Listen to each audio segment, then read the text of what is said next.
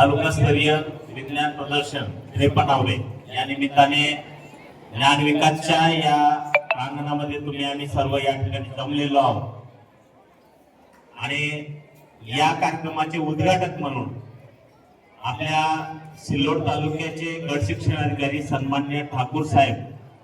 त्यांच्या सोबत श्री फुशे साहेब आणि तुम्हा आम्हा सर्वांचे लाडके या तालुक्याचं एक आदर्श व्यक्तिमत्व जे प्रत्येकाच्या काळजात आहे असं व्यक्तिमत्व म्हणजे आदरणीय दादा आणि दादाच्या मार्गदर्शनाने आज खरोखरच माझ्या अगोदर सरांनी सांगितलं की राज्य स्तराचं जसं काही विज्ञान प्रदर्शन आहे अशा पद्धतीनं छान अशी तुमदार मंडप आणि त्याच्याखाली ही सर्व विद्यार्थ्यांसाठी या ठिकाणी बैठक व्यवस्था म्हणून किंवा या प्रदर्शनासाठी मांडणी व्यवस्था जी जाधव सर आणि त्यांच्या सर्व स्टाफनं केलेली आहे. दादांच्या मार्गदर्शनाने अगोदरच सांगितलंय दादांची परवानगी आहे सगळ्या गोष्टीसाठी आणि दादाचा पाठिंबा असल्याशिवाय हे जाधव सर शक्यच नाही. हे मी फेसबुक असेल, इंस्टाग्राम असेल किंवा व्हॉट्सअप असेल या सर्वांच्या माध्यमातून या शाळेची उत्तरोत्तर होणारी जी प्रगती आहे ती माझ्यासारखा एक शिक्षक या तालुक्यातला प्रत्येक शिक्षक ही प्रगती छानपैकी टिपतोय, डोळ्यांनी बघतोय आणि खूप कमी कालावधीमध्ये ही ज्ञानविकास शाळा नावारूपाला आणण्यासाठी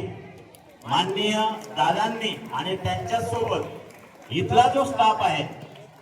मुख्याध्यापक जाधव सर आहेत आणि सर्व स्टाफ या सर्वांचा परिश्रमाचा परिपाक आजचा हा ज्ञानविकास या शाळेची प्रगती आहे. मित्रांनो, जवळपास 1000च्या जवळपास या शाळेची पटसंख्या आहे आणि असा एक तालुक्यातला, राज्यातला किंवा जिल्ह्यातला एखादा उपक्रम नाही की या शाळेनं त्या उपक्रमासाठी नाव नोंदणी केली नसेल, त्याच्यामध्ये सहभाग नोंदवला नसेल. तर हे सर्व जेव्हा घडतं तेव्हा आदरणीय दादा तर आहेतच, परंतु सर्व जेव्हा स्टाफ एकत्र त्यांच्या प्रेरणेने त्यांच्या मार्गदर्शनाने एकत्र येऊन टीमवर्क म्हणून हे काम करतं तेव्हाच अशा सर्व गोष्टी आपल्या डोळ्यासमोर आपल्याला दिसतात.